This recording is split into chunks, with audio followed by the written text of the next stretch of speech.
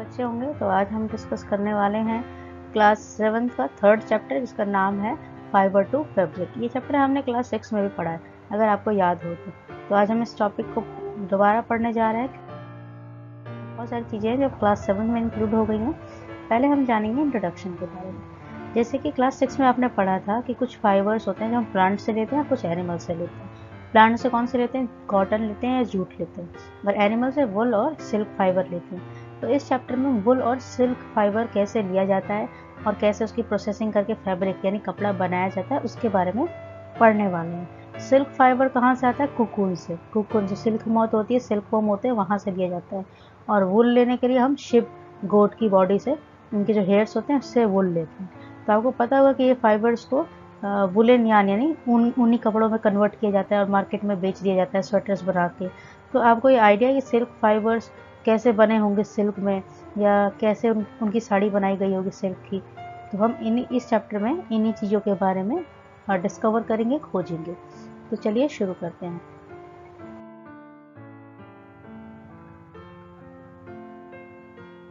देखिए, ये है सिल्क मॉथ, जिससे हम कुकुन लेते हैं, और ये शिप और गोट, जिनकी हेयर से हम वूल लेते हैं, ऊन लेते हैं, और स्वेटर्स आगे जाके बनाए जाते हैं।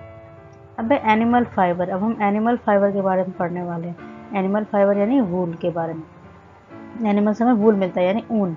तो वूल कहाँ से आता है? शिप से आता है, याक से, और कुछ अदर एनिमल्स भी हैं जिनकी बॉडी पर बहुत ज़्यादा हेयर होते हैं, तो उनसे वूल को निकाला जाता है। तो एयर जो है उनकी हेयर्स में बहुत ज़्यादा भरा रहता है, और एयर, हवा जो हीट है उसका बहुत पुअर कंडक्टर है, यानी हीट से हवा की बिल्कुल नहीं बनती।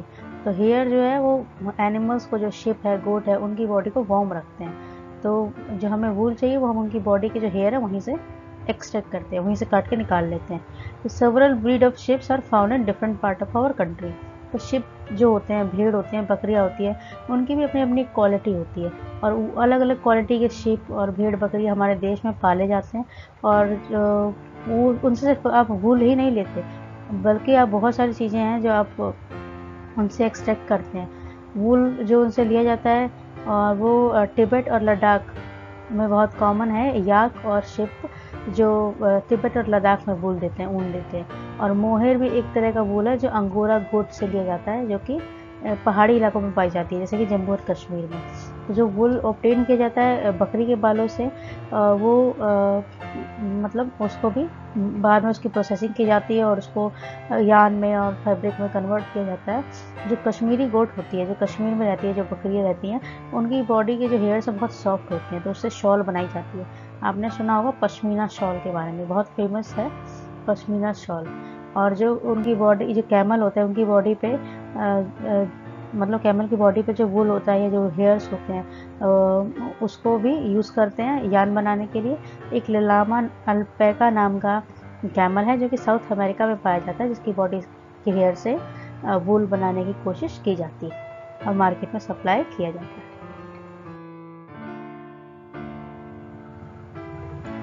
ये देखिए, सिल्क के कपड़े हैं, और सिल्क की साड़ी भी बनाई जाती है, बहुत सारे कपड़े बनाए जाते हैं, आजकल बहुत सारी ड्रेसेस बन रही हैं, और वुल के यूजुअली हम स्वेटर बनाते हैं। फ्रॉम फाइबर टू वुल। अब हमने फाइबर तो ले लिया शिप की बॉडी से, अब उस आगे क्या करें उसका? For obtaining wool sheeps are reared, मतलब शिप्स को पाला जाता है, भेड़ को पाला जाता है, उनके बालों को काटा जाता है, और फिर उसको ऊन बनाने के लिए प्रोसेसिंग में डाला जाता है। तो पहला काम होता है rearing and breeding of ship, यानी अगर आप कभी पहाड़ों के इलाके में गए हों, जम्मू कश्मीर के इलाकों में, या हिमाचल प्रदेश गए हों, या उत्तरांचल गए हों, या सिक्किम गए हों, उत्तराखंड या अरुणाचल प्रदेश, तो यहाँ, या हरियाणा या पंजाब के प्लेन्स, या राजस्थान के गुजरात में, तो आपको बहुत सारे लोग ऐसे मिलेंगे जिनको आप कहते हैं शेपर्ड यानी गडरिए, जो शिप और गोट को मतलब पालते हैं, उनको घास को चराने के लिए, घास खिलाने के लिए लेके आते हैं खेतों में। और जो शिप्स होते हैं वो हर्बीवोरस होते हैं। हर्बीवोरस मतलब जो सिर्फ घास खाते हैं और लीव्स खाते हैं। तो अपार्ट फ्रॉम ग्रेजिंग, रेयर और मतलब उनको घास खिलाने के अलावा जो लोग उन्हें पालते हैं वो उनको दाल, मक्का, ज्वार, ऑयल केक और मिनरल्स भी खिलाते हैं। ऑयल केक होता है जब सीड्स में से ऑयल निकाल लिया जाता है, जो पार्ट बच जाता है उसको बोलते हैं ऑयल केक। विंटर्स में शिप को अंदर ही रखते हैं, गर्मियों में बाहर लेके जाते हैं, विंटर्स में उनको घर में ही रखते हैं, और उनको पत्ते खिलाए जाते हैं, दाने और ड्राई फॉडर यानी सूखी घास। और शिप्स को हमारे देश में बहुत जगह मतलब पाला जाता है वूल के लिए। कुछ शिप्स की ऐसी वैरायटी है जिनकी जो हेयर होते हैं बहुत थिक होते हैं, तो उससे बहुत अच्छी क्वालिटी का वूल निकल सकता है, लार्ज क्वांटिटी में हम वूल बना सकते हैं। तो ऐसे भेड़ों को बोलते हैं सेलेक्टिवली ब्रिड शीप, जिसमें से एक जो पेरेंट होता है वो बहुत अच्छी क्वालिटी का ब्रिड होता है, मतलब प्रजाति। आपने सुना होगा कि बहुत अच्छी प्रजाति का प्राणी है, तो उनकी प्रजाति बहुत अच्छी है, उनकी जो क्वालिटी है वो बहुत अच्छी आती है। Once the reared sheep have developed a thick growth hair, hair shave off from the getting wool. एक बार शिप की बॉडी पे पूरी तरीके से बाल आ गए बहुत ज़्यादा घने, तो उसकी बाल को जैसे शेव करते हैं ना हमारे पापा हमारे भाई अपनी बियर्ड शेव करते हैं, तो वैसे उनकी बॉडी से हेयर को शेव।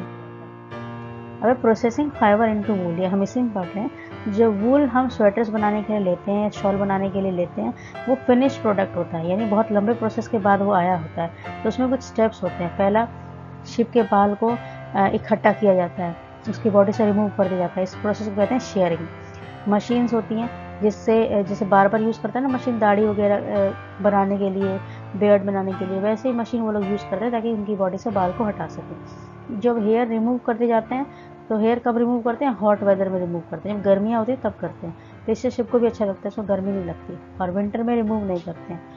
और जो हेयर होते हैं सर्दियों में शिप्स को कंफर्ट देते हैं, गर्मी देते हैं। तो वुलन फाइबर्स उनसे लिए जाते हैं, फिर उसको वुलन यान में कन्वर्ट किया जाता है, यानी मोटे धागों में। और शेयरिंग जब की जाती है उनकी बॉडी से शेव किया जाता है, तो इससे शिप की बॉडी को कोई नुकसान नहीं पहुंचता। और हम हेयर्स ले लेते हैं और उसको आफ्टर प्रोसेसिंग के लिए भेज देते हैं। जो शेयर्ड स्किन है, जो हेयर है, उसको वॉश किया जाता है टैंक्स में, उसमें से रिमूव किया जाता है ग्रीस को, डस्ट को, गंदगी को। इस प्रोसेस को कहते हैं स्कोरिंग। आजकल स्कोरिंग पहले हाथ से की जाती थी, आजकल मशीन से की जा रही है स्कोरिंग। तो आजकल मशीन के किया जाता है क्योंकि हमें लार्ज क्वालिटी में स्वेटर्स बनाने पड़ते हैं। ये है वो जो वूल उनकी बॉडी से इकट्ठा किया जाता है।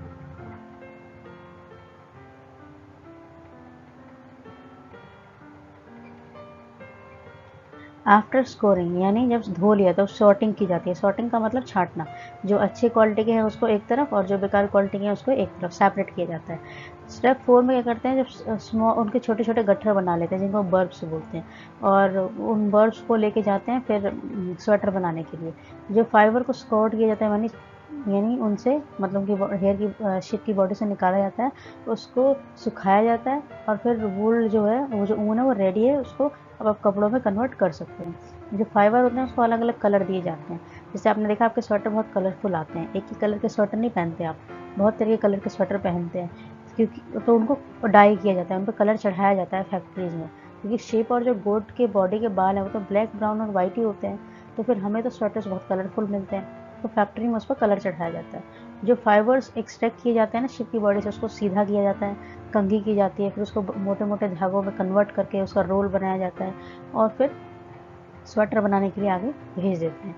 जो प्रोसेसिंग है फाइबर की वूल में, वो इस तरीके से होती है। पहले शेयरिंग होती है, यानी कट करना उनकी बॉडी से उनके बालों को, फिर स्कोरिंग करना, साफ करना, शॉर्ट आउट करना अच्छी क्वालिटी के एक तरफ और मतलब बेकार क्वालिटी के एक तरफ, फिर क्लीनिंग ऑफ बर्ब्स, उन छोटे छोटे गोले बनाना, फिर उनको रोल करना और डाई करना, कलरफुल कलर देना उनको, और उसके बाद मार्केट में सेल कर देना।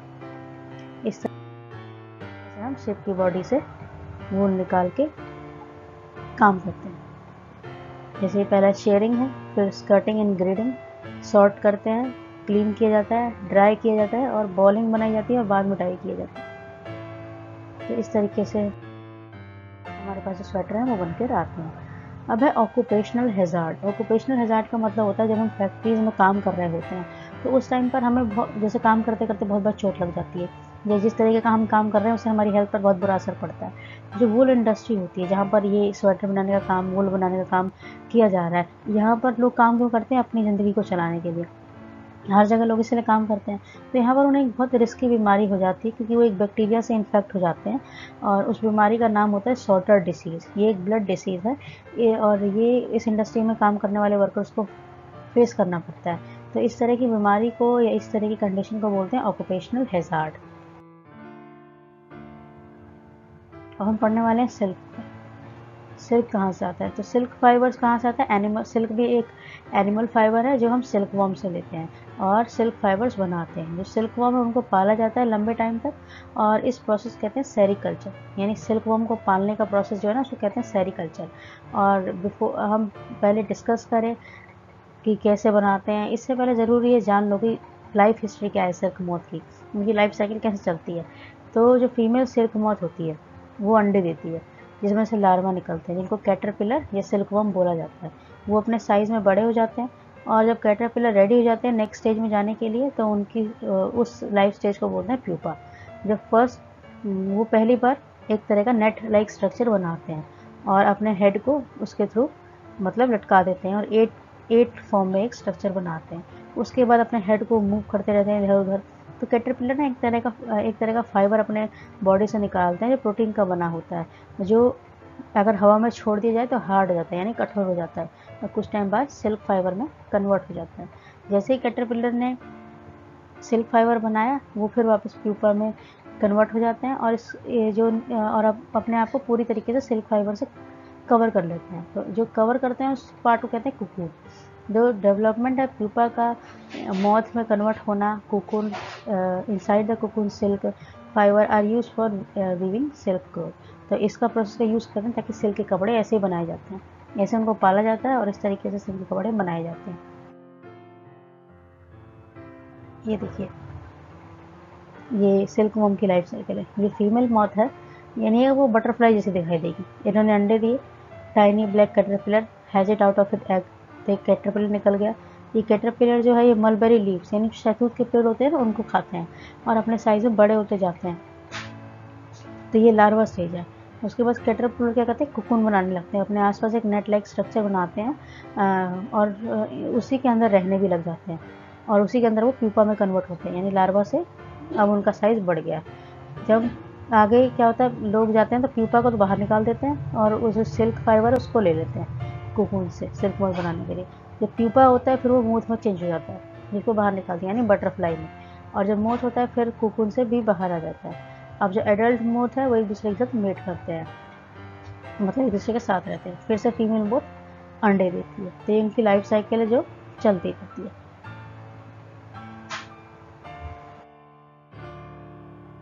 ये एक सिल्क है। सिल्क के कपड़े ऐसे दिखाई देते हैं जो बहुत शाइनी होते हैं, बहुत शाइन रहती है उनमें, और कॉस्टली भी होते हैं क्योंकि बहुत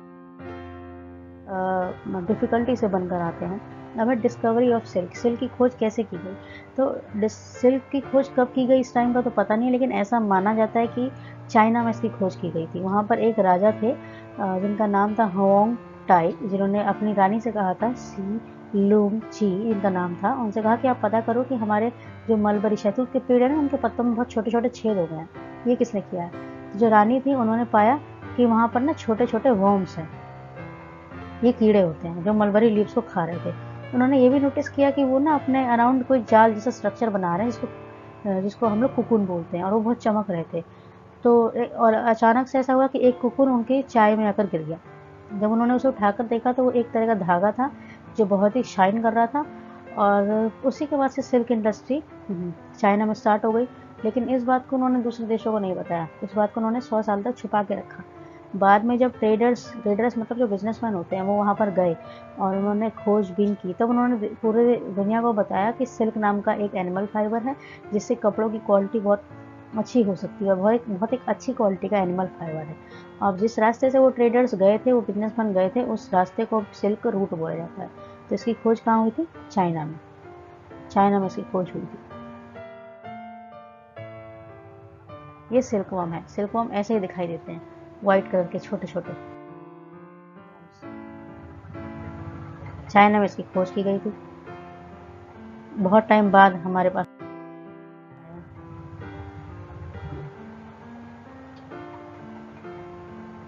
अब देखिए, जो सिल्क यार्न है, जो थ्रेड बनाया हमने फाइबर से, कोकून से, सिल्क मॉथ, उसमें बहुत वैरायटी होती है। ये दूसरे से बहुत अलग नज़र आते हैं, जैसे कि कलर में और शाइन करने में, कुछ ज़्यादा चमकते हैं, कुछ कम चमकते हैं, कलर भी फ़र्क होता है। तो कुछ सिल्क जैसे टसार सिल्क, मूगा सिल्क, कोसा सिल्क, ये कुछ सिल्क एग्जाम्पल है जो कोकून से निकाले जाते हैं। जो डिफरेंट टाइप के मोथ है, अलग अलग टाइप के ये बटरफ्लाइज हैं। और मोस्ट कॉमन सिल्क जो मोथ बनाते हैं वो मलबरी सिल्क, मतलब मलबरी जो मलबरी शहतूत के पेड़ पर जो सिल्क मोथ रहते हैं ना, वो सबसे कॉमन सिल्क बनाते हैं। तो ये सिल्क फाइबर जो कोकून से निकाला जाता है, ये सॉफ्ट होता है, शाइन होती है और इलास्टिक होता है, और इसको अलग अलग कलर्स में आप डाई कर सकते हैं। तो सेरीकल्चर और कल्चर ऑफ सिल्क वर्म, यानी सिल्क वर्म्स को पालना हमारे देश में बहुत पुरानी बात है। बहुत पुराने टाइम से इनको पाला जा रहा है, और इंडिया में बहुत ज़्यादा मात्रा में सिल्क को प्रोड्यूस किया जाता है कपड़ों को बनाने के लिए।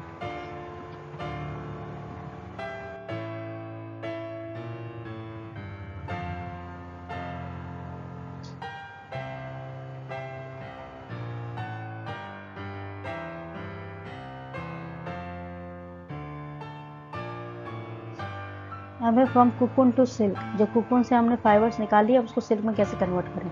तो स्मॉल रैक्स और ट्विक्स होते हैं जो ट्रेज में इकट्ठे किए जाते हैं, और वहाँ से कुकुन अटैच रहते हैं, कुकुन को निकाल लिया जाता है, और कैटरपिलर जो सिल्क वर्म होते हैं वो कुकुन बना रहे होते हैं, उनको निकाल के फिर सिल्क फाइबर को एक्सट्रैक्ट करके और फिर सिल्क बनाया जाता है। तो सिल्क की प्रोसेसिंग कैसे होती है, तो कुकुन का जो पूरा पाइल गट्ठर होता है उसको यूज़ किया जाता है सिल्क को ऑब्टेन करने के लिए।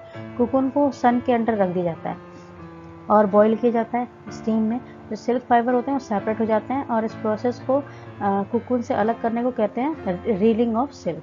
तो रीलिंग बाय स्पेशल मशीन के थ्रू भी किया जाता है, और नेचुरल प्रोसेस से भी किया जाता है। ये क्या करता है, थ्रेड को अलग कर देता है और कुकुन को अलग कर देता है। यानी कुकुन मतलब जो प्यूपा सिल्क के नेट लाइक स्ट्रक्चर में बैठा हुआ है, वो प्यूपा अलग हो जाएगा और फाइबर्स अलग हो जाएंगे। तो ये जो फाइबर्स हैं इनको निकाल के फिर थ्रेड बनाए जाते हैं मोटे मोटे, और इससे फिर क्लोथ बनाते हैं वीवर्स, जो कपड़े बनाने वाले होते हैं ना, फिर वो इससे कपड़े बनाते हैं। ये देखिए इस तरीके से। आई होप आपको पसंद आया हो, तो प्लीज़ लाइक, शेयर, सब्सक्राइब करना ना भूलें, एंड थैंक यू